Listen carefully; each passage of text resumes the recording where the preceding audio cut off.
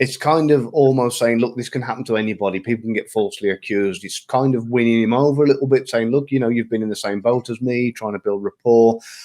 But the main reason I wanted to show that is because it was a well-rehearsed answer.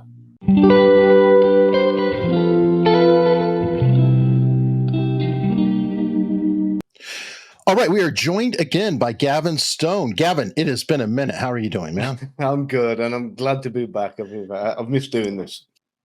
I love doing this with you, but there's so many things going on with our lives. I've got Gavin test driving Ferraris, flying helicopters. God only knows what he's doing. Yeah. But this particular analysis came over to the transom, if you will, as in multiple people said, have you seen this? Oh my God, you have got to cover this, please. Mm-hmm. And honestly, I've never seen this Netflix series about baby reindeer. I saw it go by and I'm like, baby reindeer? We're not in Christmas, are we? And I didn't really pay any attention to it. Gavin, have you seen this Netflix series? No, I don't really watch much television at all. I spend most of my time reading. I'm a saddo in that department. So yeah, that was pretty much why I thought you got in touch with me, because I know that I don't take much notice of what goes on in the celebrity world and that kind of thing. Well, then this is perfect because we are both flying blind on it. I watched it, this interview with Piers Morgan about a woman whose name is Fiona Harvey. She is supposedly being represented in the Netflix Baby Reindeer series as, if you will, a stalker named Martha. And this has been incredibly popular, but there are some questions about her veracity and a very rare occurrence that somebody who is being featured in a show in a negative light identifies themselves and comes out in public and does an interview. Have you ever seen anything like this? It's very, very rare. I mean, it's usually the kind of people that do this kind of thing are usually like Bill Clinton coming out and saying something along the lines of, I did not. So, it's not the kind of thing that they usually do.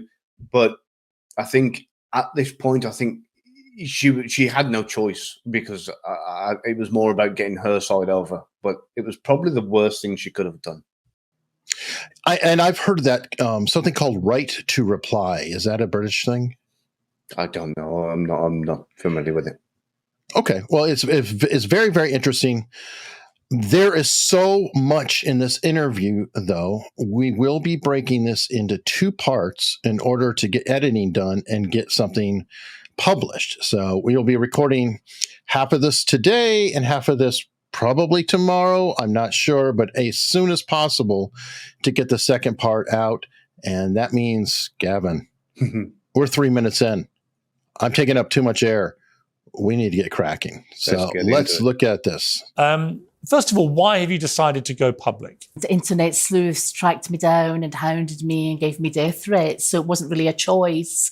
I was forced into this situation. What do you hope to achieve in this interview? I came on your show because you're a veteran broadcaster. I think you'll give me a fair hearing. You were persecuted yourself not so long ago. So that's why I've chosen this show. Okay, so why did we pick that clip, Gavin?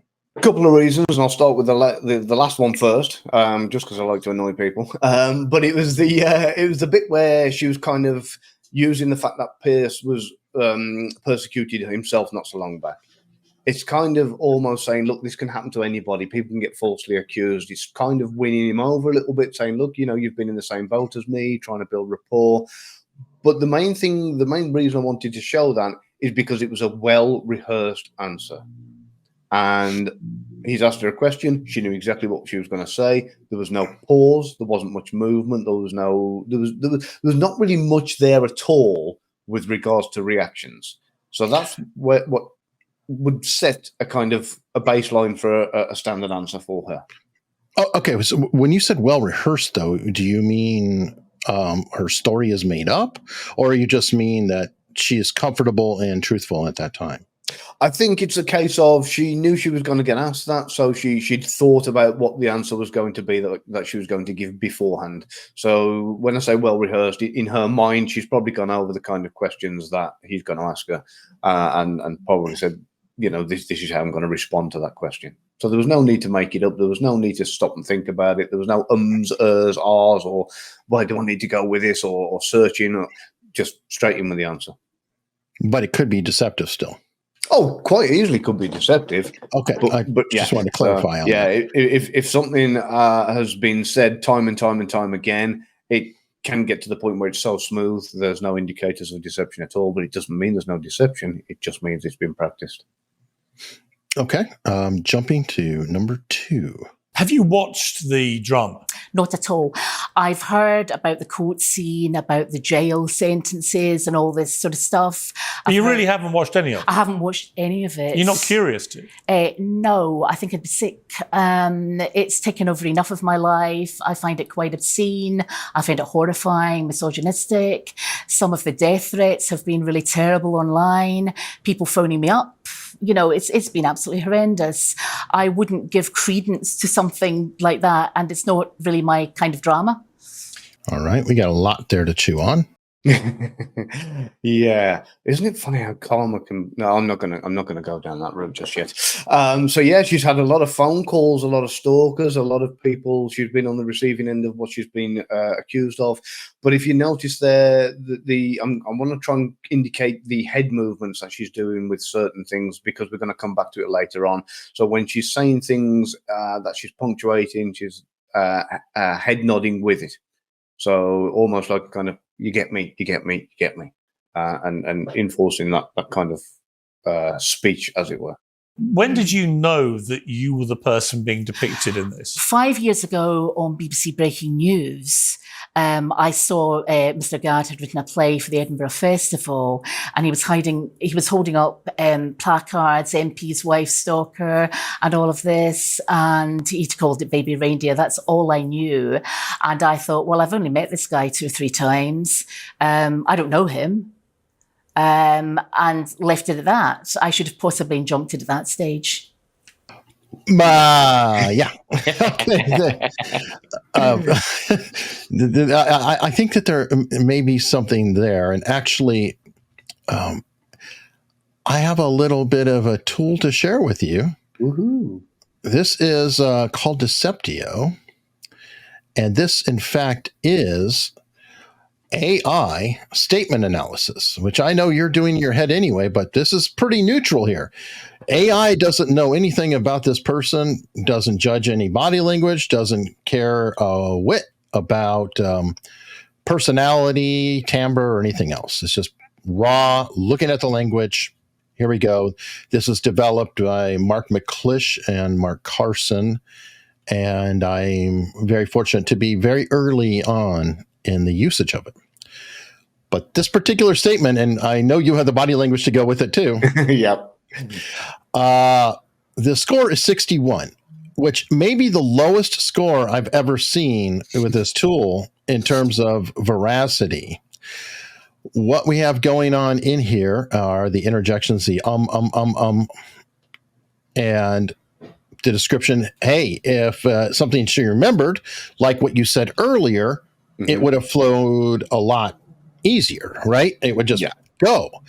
But her whole statement was confusing, in my opinion.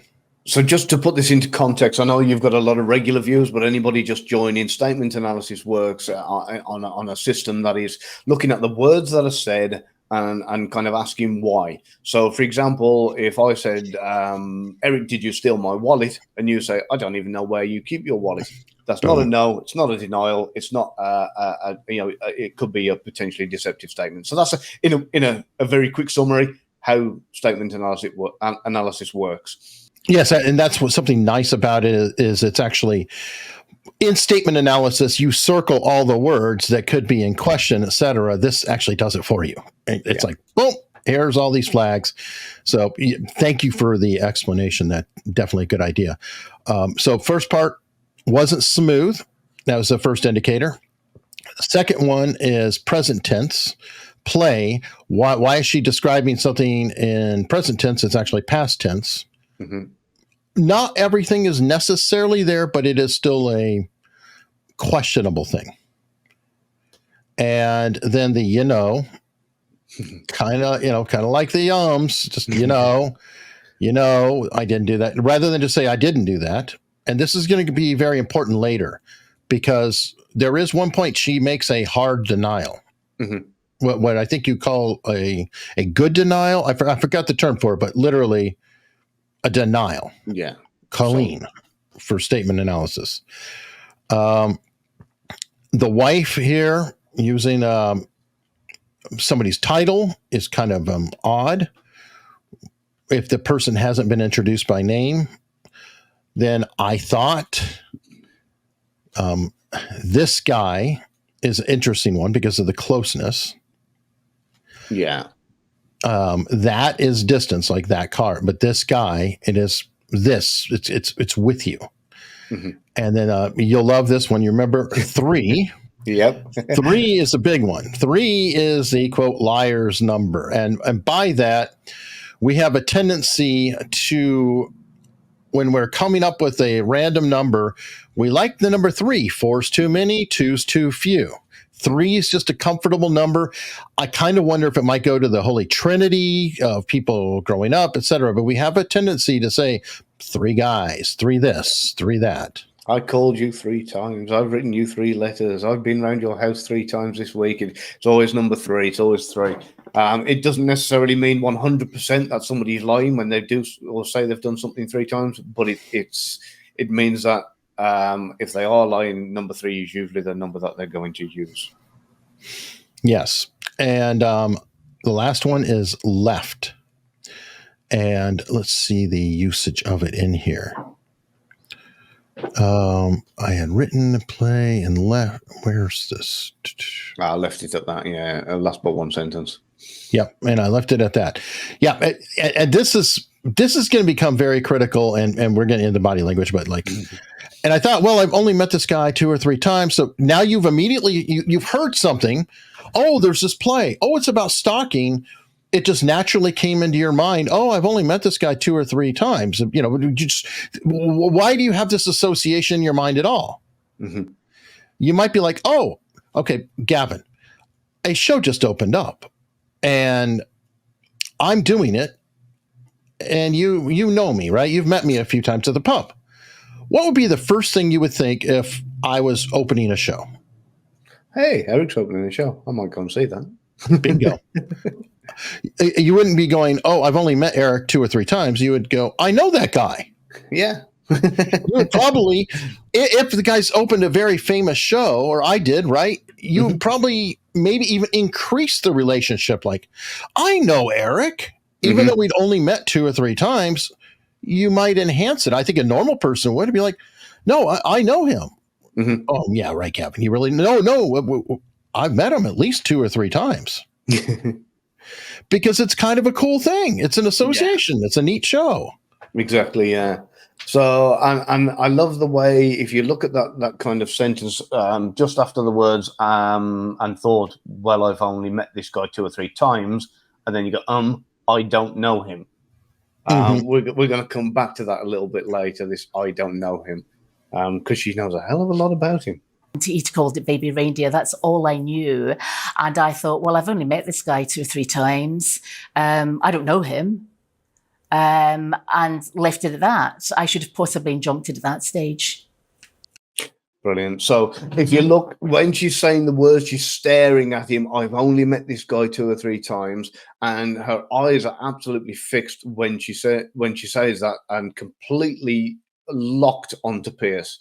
Then you've got this I don't know him with this blink rate going on, and then you've also got this enforcing head jut that she said that she makes when she's like, kind of, I don't know him. You know, she's like, kind of like a bull pushing us, warning, I don't know him. That is really, really pertinent, because that doesn't marry up with the kind of body language that she was doing when she was making truthful statements earlier on. Are you all of online at this. all? Because you were before, but are you these days online? I've come off Facebook as of yesterday. Are you on X, what used to be Twitter? No, I'm not. Because you on had an Twitter. account. Yeah, that's right. Years and years ago. I'm scared to Google up BBC breaking news. I'm certainly scared to Google up the Daily Mail. Is it just me, or I just Gavin? I love that. No. No.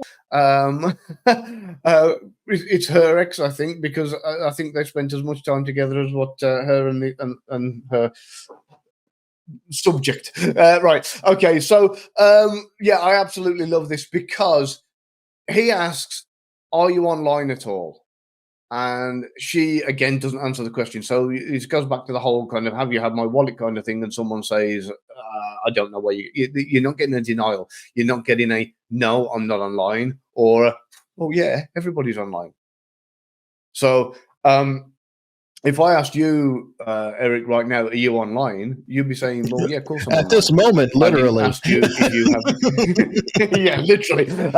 But I didn't ask you, do you have this account or do you have that account? Or everybody in this day and age is online.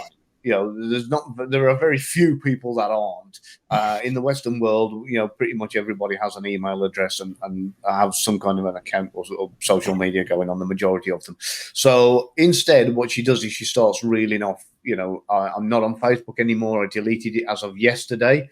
That was mighty convenient. If she's got nothing to hide and she's not the person in question, is there a reason to? Can't you just in fairness, yes. If in fact the internet sleuths, did cause her to suffer harassment, shutting down, Facebook, I could see that being a logical thing.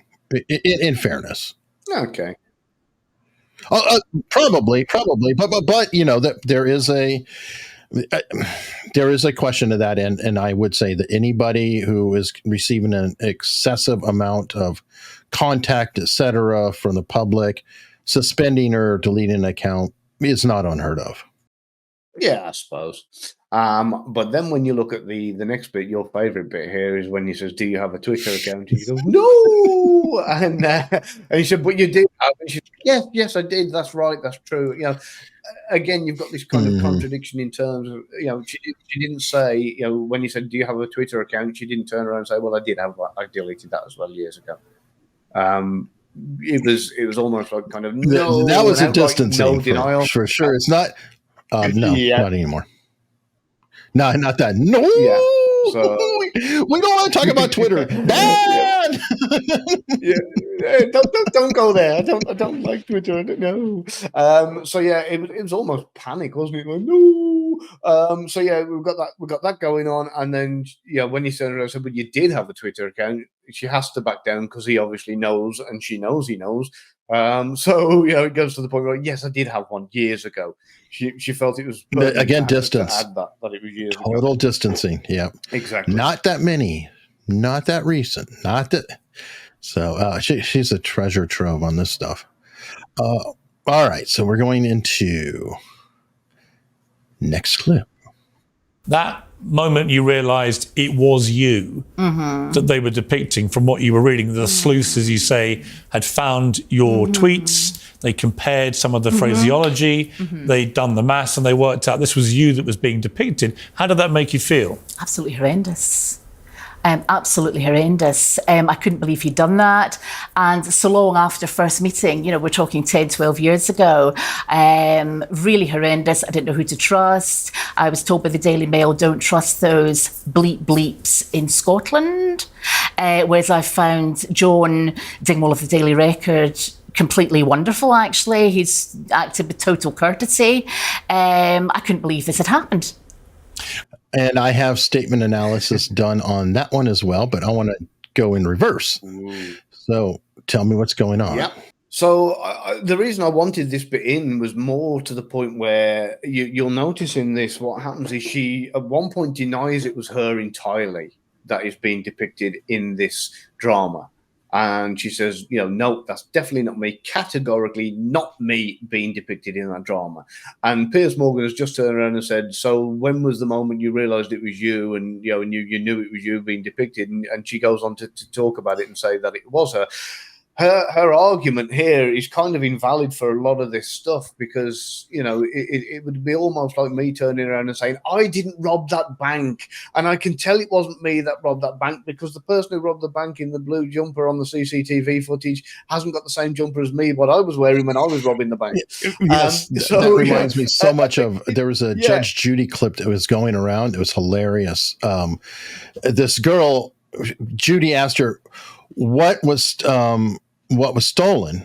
And she said, my wallet, my such and such, my comb.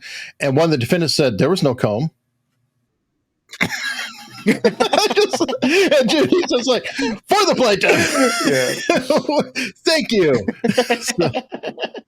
Yeah, it's the closest I ever got to anything like that, which I had to stop and interview the ones because I couldn't contain myself from laughing when I'd broken all the rules, and I was interviewing two lads from Liverpool together, and I asked them about a particular incident, and the one turned around and said, I didn't do it, and the other one replied with, yes, and I was with him when he wasn't doing it. Oh my God. So oh, that's brilliant. That's brilliant. All right. So let's look at the what we'll go. Survey says, AI says, hey. True score 63%, deceptive. So this is slightly less deceptive than the last one, but it's bad. And to give you an idea, the way the software scores, 74 and below is deceptive, period.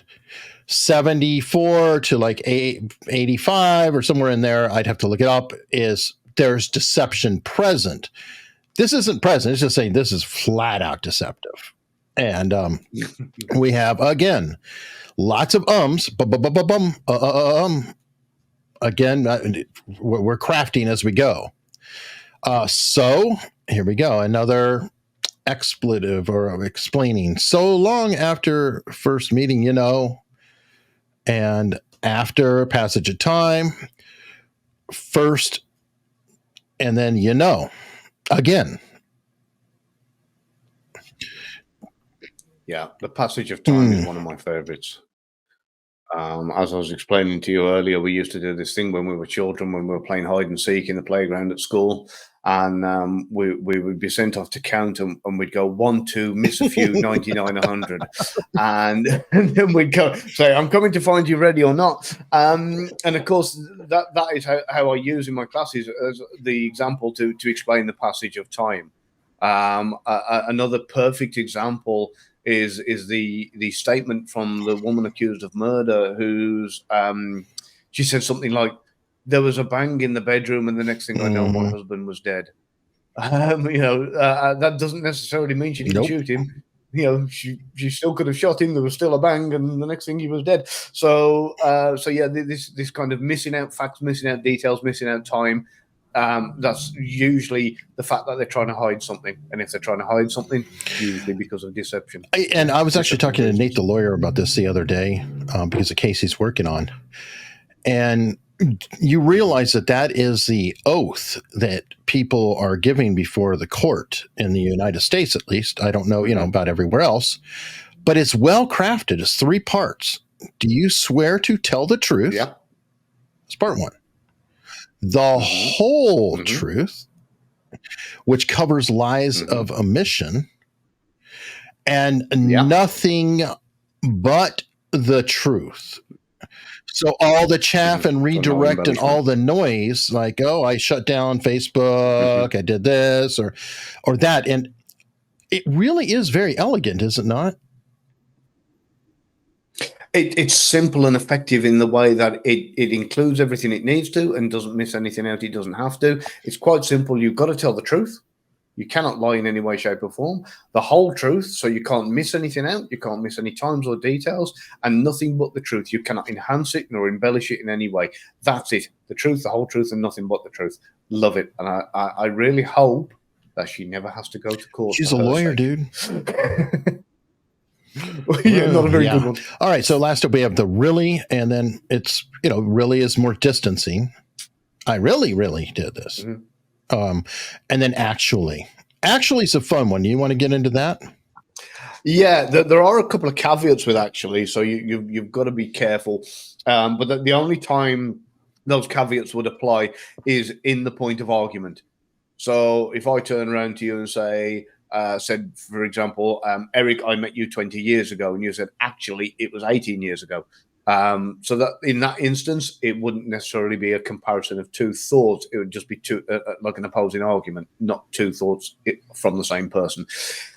So usually when a person starts off a sentence with actually, or there's actually within the sentence or at the end of the sentence, it's stating that the person using that sentence is comparing. And in this case, it is appropriate because she's claiming that the Daily Mail was making statements about John Dingwall of the Daily Record or people at the Daily Record, but she found him to be wonderful. Actually, I think that the deception in this, though, what does it have to do with anything? It's not relevant. It's not even relevant to part of the question or the statement that she was making in the first place, as far as I'm concerned.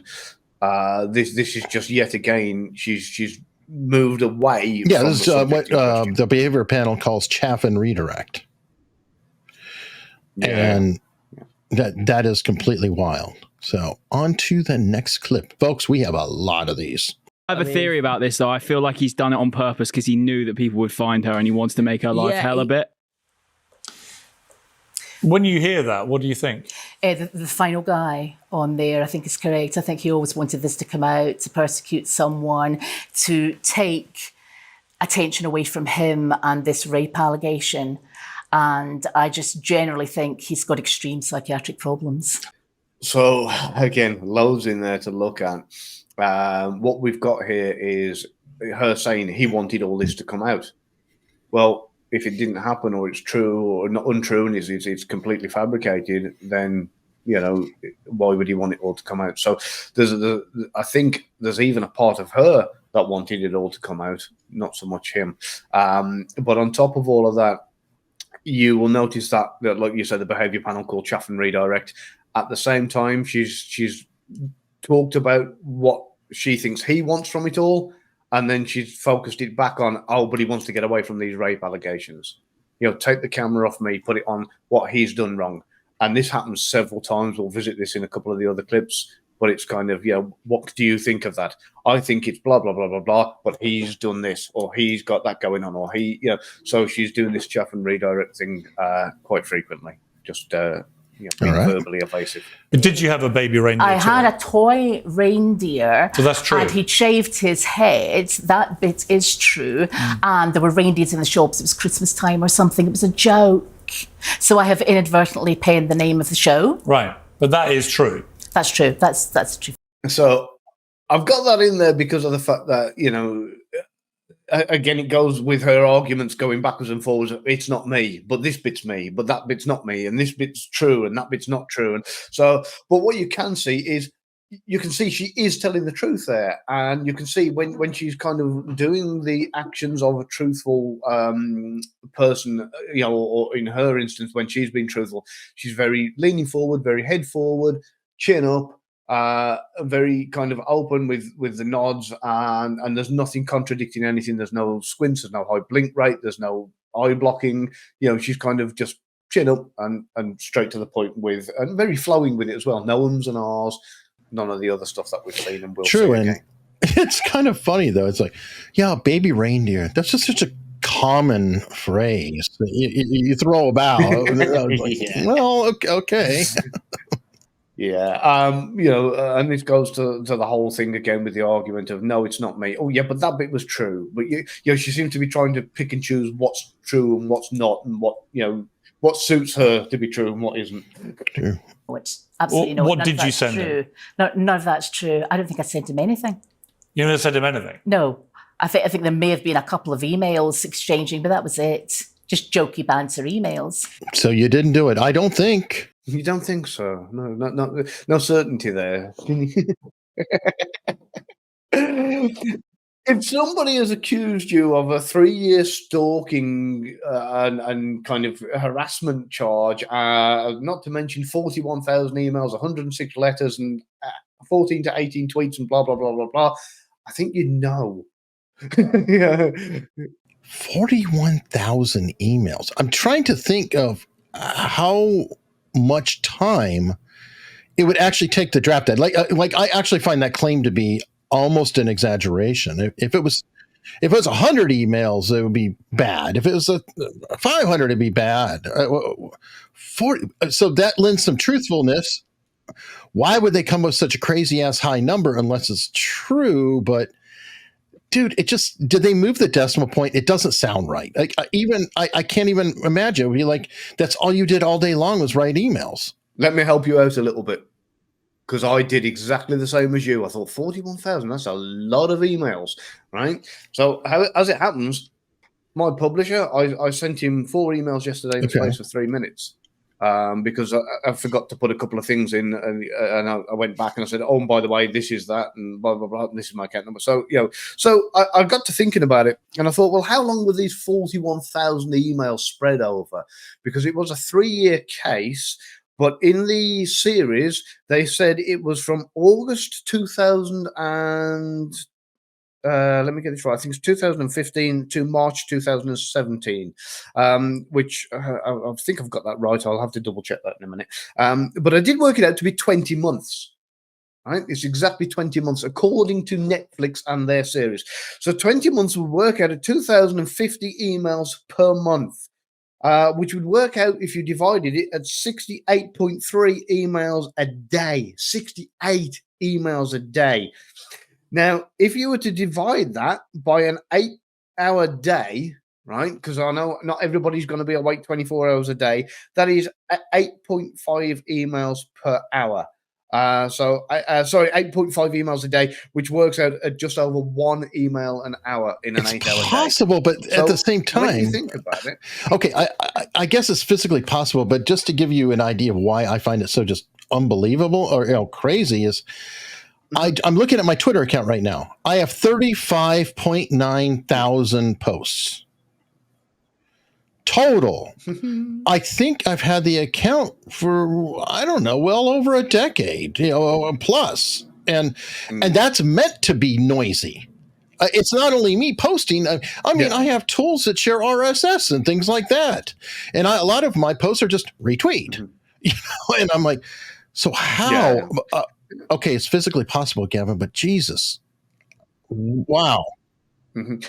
And I believe she was doing all of this from her phone, and I think she was treating that email along the lines of a text message more so than so these weren't composed, dear, blah, blah, blah, blah, blah, blah, blah, long-winded story. This was like, I just had an egg, as it shows you in the show. I just had an egg, send. I'm off to bed in a minute, send. So these were treated like that of a text message. Now, if you were to go through your text messages or your WhatsApp messages to the person you have the most common contact with, especially with certain people in relationships or new relationships, I've known people quite easily send 100 text messages and respond to 100 text messages in an evening. So for somebody to be able to do that, I reckon it's quite considerable. It sounds like a lot, but I do actually think it's quite easily possible. Fair enough. But I'm I don't know if ashamed or sad to admit, but I don't even talk to my wife that much on text when we're away from each other. So it's just wow. But wow. All right. Facebook messages? Nope. Did you tweet him? I may have done years and years ago. You actually tweeted him numerous times. No, it wasn't numerous. It was about 18 tweets there or 14. It's quite a lot to someone who's not that well known. But we were all friends. It was banter. But we were all friends. It was banter. But you only met him a couple times. Yeah, somebody who she didn't know earlier on. When she said, I only met him 2 or 3 times, I don't know him. Right? So she's gone from somebody who I don't know him, categorically stating I don't know him, to we were all friends. And banter. No, that's a very specific term too, because banter involves a lot of back and forth. Like you and I banter quite a lot online. You'll send me a message or a meme or something, and that's all banter. That's something that we do. Mm-hmm. Yeah, banter is, it's a two-way thing. It's not something you can't do it by yourself. So, she's trying to almost say he was as much of a part of this as me. So, and the bit where she denied that 14 to 18 tweets is not numerous, I would say if I was shot 14 to 18 times, that I would definitely have been shot numerous times. If somebody was stabbed 14 to 18 times, you would say that they've been stabbed numerous times. So how she can say, it's not numerous. I guess, but it's backward though. That's what's making me crazy is the email quantity, and the tweets should be reversed. If you're going to get into that. So I don't know. It is very, very, very weird. I also think she's got some form of numeric OCD, because there's a few things that come up, and she kind of, when she's asked about things, that you'll notice that she'll generally always use even numbers. Sometimes she'll go backwards with the even numbers. So she'll say, I tweeted 18 to 14 times. You go, hang on, 18 to 14? That's not right. The other thing you'll notice, and we'll come to this later because I know you want to cover it, is she'll say, I had 4 to 6 phones and I had 4 to 6 email accounts.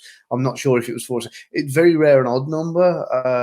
She seems to not be able to keep track of what she's got, but she goes down the even numbers all the time. And there's a few other things. We'll go a little bit deeper into it in the second one, and I'll go into some of the kind of the reasoning behind it, but yes, I mean this. Did you write some letters? Public? No, I think when I saw the Reap interview, that's actually incorrect. What I said there when I saw that in the Guardian, I said, "What a shame! It's not your fault." Something you like did that. write to him. One later. So, have I ever sent you a Christmas card, Eric? No. Oh, maybe one. Oh, maybe two. Maybe three. It's not then maybe I did. Yeah, that's a very, very weird one. Totally agree. And also the act of physically writing anymore in our society. Maybe it's not that way with everybody, but with me and a lot of people I know, I don't write anything. I even struggle to find paper. Mm-hmm. Yeah, we're looking at what I believe, and I think Piers Morgan confirms later is also a handwritten letter. But even if it's not in this day and age, to kind of print something, mail it up, post it, send it, etc., which was sent recorded delivery apparently too, is something you're going to remember. There's a little something that I love it when the behaviour panel do this kind of thing where they talk about the lack of no. And they'll turn around and say, "Did you do X?" And someone will say, "Well, I didn't do Y." And they'll say frequently, "What we're looking for is a no. It doesn't matter so much what follows it, as long as we get that no first." In this instance, this is a complete reverse of that whole structure. This is kind of, did you do this? No, I didn't. Or maybe once, or maybe twice. Maybe I might have. So it's kind of weird because you've got the no. And then she goes on to tell you that she did. And that's, again, I keep saying distancing.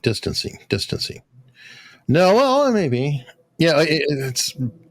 and I'm going to mention this again, but I think Piers Morgan did a fantastic job in this interview. What do you have? What technology do you use? Right, what technology do I use? A very, very old smartphone just now, because the other one packed up a week before moving. That's it. Because they're all sent from an iPhone. Yes, so... But they believe it wasn't actually an iPhone ever being used. Meaning that someone was hiding the fact that they were actually not using it. They were pretending it was from an iPhone. I don't really understand that. Well, people can mask where they're sending stuff from. Okay, right. I'm not technology whiz kid of the year. I wasn't doing that either. I'm going to start with the end of this. I want to know if you picked up that very, very last word. I wasn't doing that either. Because what happens is he explains to her, somebody was using, a technology to mask where it was coming from, to make it look like it was coming from an iPhone. And she went, no, that wasn't how I was doing it. I wasn't doing that either. Listen to it back to yourself in a minute. She's almost confessed, realized that she's confessed by saying, no, that's not how I did it. And then at the end, when she turned around and said, "Yeah, that wasn't what I did either," She adds that word on. So if you can just back it up just for that last little bit of that sentence and just replay that, that'd be great. Where they're sending stuff from. Okay, right. I'm not technology whiz kid of the year. I wasn't doing that either. Did you hear the pause? That is absolutely beautiful. No, I wasn't doing that either.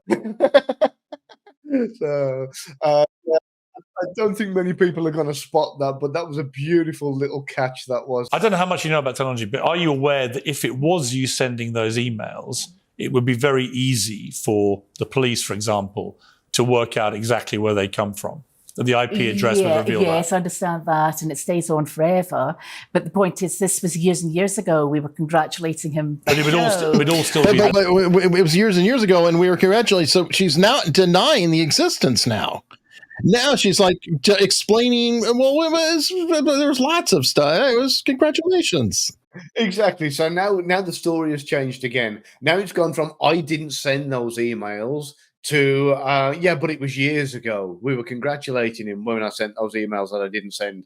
So either she has the exact same email server as Hillary Clinton, or she's not telling the truth, because the story keeps changing and adjusting every 5 minutes. I think we may wrap up on this one. This is lucky number 13. I mean, if it's not you that sent all this, then clearly Martha cannot be you. Yes, Martha cannot be me. Nice. Yes.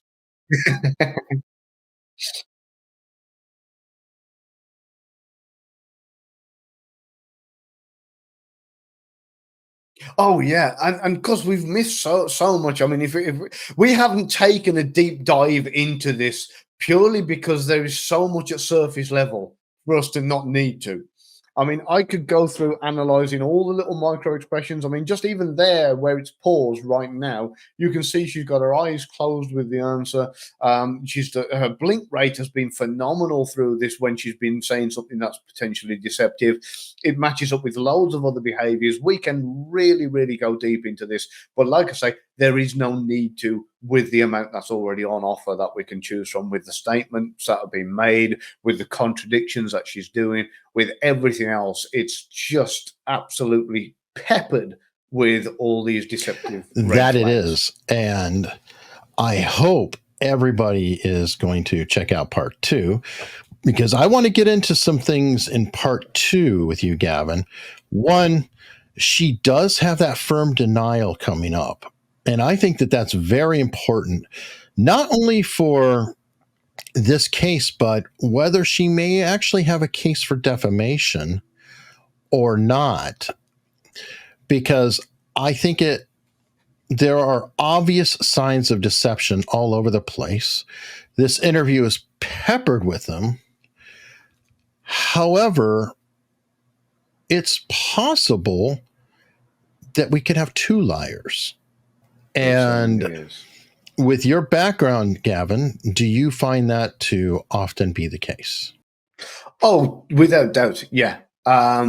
This is something that like the old saying goes, there's always 2 sides to a story.